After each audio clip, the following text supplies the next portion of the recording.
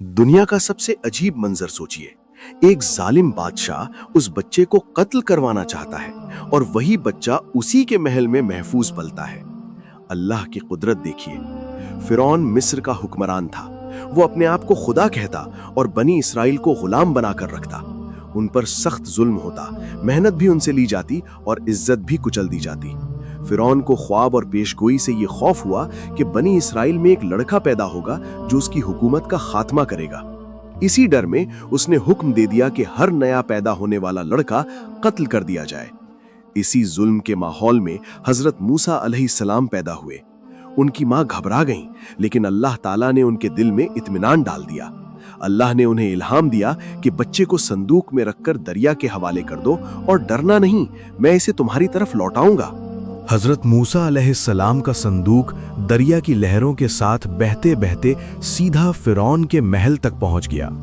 फिरौन के घर वालों ने बच्चे को देखा तो मोहब्बत आ गई। फिरौन की बीवी ने कहा कि ये बच्चा मेरी और तुम्हारी आंखों की ठंडक है। इस तरह अल्लाह ने अपने दुश्मन के घर को ही हजरत मूसा अलैहिस्सलाम के लिए महफूज जगह बना दिया। अल्लाह की कुदरत देखिए कि हजरत मूसा अलैहिस्सलाम ने किसी दाई का दूध कबूल नहीं किया। आखिरकार अल्लाह ने उनकी मां को बुलवा दिया। इस तरह मां बिना किसी डर के अपने ही बच्चे को फिरौन के महल में दूध पिलाने लगी। अल्लाह का वादा पूरा हुआ और मां का दिल भी ठंडा हो गया। जब हजरत मूसा अलैहिस्सलाम जवानी को पहुंचे तो अल्लाह ने उन्हें कुव्वत और हिकमत अता की। एक दिन गलती से एक किब्ती की मौत हो गई। जब खतरा बढ़ा तो हजरत मूसा अलैहिस्सलाम मिस्र से निकलकर मदियन की तरफ चल पड़े। मदियन पहुंचकर उन्होंने देखा कि दो लड़कियां अपनी बकरियों को पानी पिलाने के लिए इंतजार कर रही हैं। हजरत मूसा अलैहिस्सलाम ने बिना किसी लालच के उनकी मदद की। उनकी ताकत, अमानत और शर्मो हया ने सबको मुतासिर कर दिया।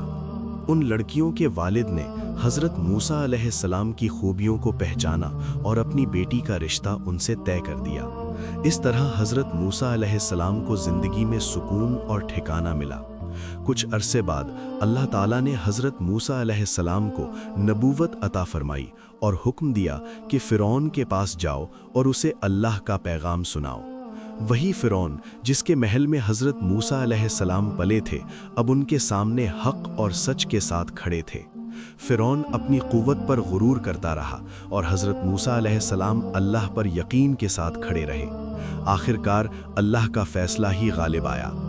ऐसे ही पुरअसर और ईमान अफरोज वाक़यात सुनने के लिए पुराने वक्त की आवाज़ को सब्सक्राइब ज़रूर करें।